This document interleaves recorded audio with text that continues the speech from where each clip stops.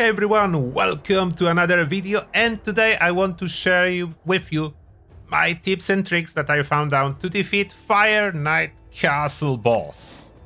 And before we start, thank you Raid for sponsoring this video. If you are new, don't forget to use the link down below or QR code to download the game, because this way you will get a lot of free stuff. Plus there is a promo code RAID7 still active to use. Over 100 quid worth of stuff, the best start.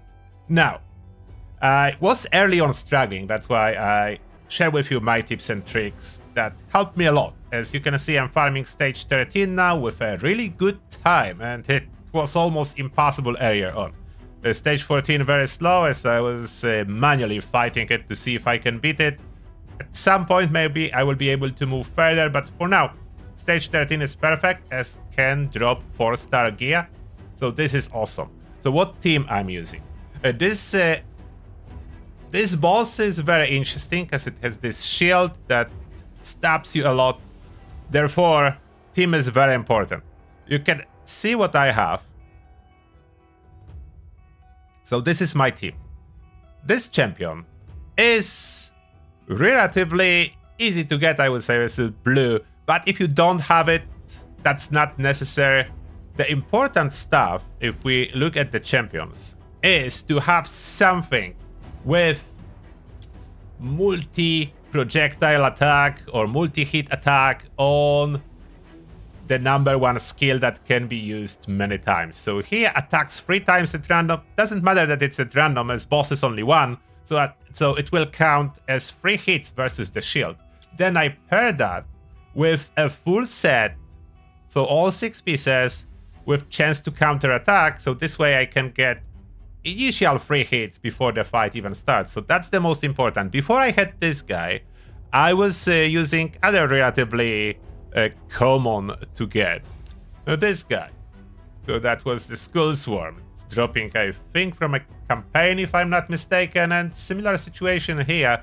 It attacks 2 times, but has a chance to attack even more. So sometimes attacks 2 times, sometimes 4 times. And it has a skill that can give it counterattack. Plus you could equip it with a gear for counterattack. I don't have as much counterattack gear, so I can only have it on 1. Additionally, Tagoar is quite good too, as it's another champion with 2 hits on the base attack, and as well with a speed. So speed is very important. So this guy has speed, so can be used too. So there are options. I prefer this rare mage because of 3 attacks, not only 2 but 3, and speed as well, so it can place speed buffs, can be upgraded later on to be even more efficient. It's currently not ascended or anything, could be if I get resources at some point. My main remains to be Tholin, so it's full spec for damage, as many upgrades as possible, full set of vampire, but 2 pieces not matching anything, basically because those are the best boots overall I have, a best weapon I can equip on this guy. Therefore, I will use that. I still need to ascend it fully. Currently no resources, like not everything can be done. So this is the guy. Now look how smoothly it goes with this setup. Look how smoothly it will go. So this is the team. And yes, I customize it so they don't waste all the skills on stage 1 and stage 2. So this on auto is fully customized to use appropriate skills. Like for example, here on round 2, my mage will not be using a haste buff because I don't want it to be wasted here. It will save it and use it only after we start fighting the boss. So as you can see, they kill it very fast, and now the boss. So with this shield trick, it's using the shield, and look when it will attack me first time, because of one of the special skills that I have attached to the shield. I will show you that in a moment. It's losing some of its shield stacks already when it attacks me, as reflected damage counts. So I want as well as much reflected damage as possible.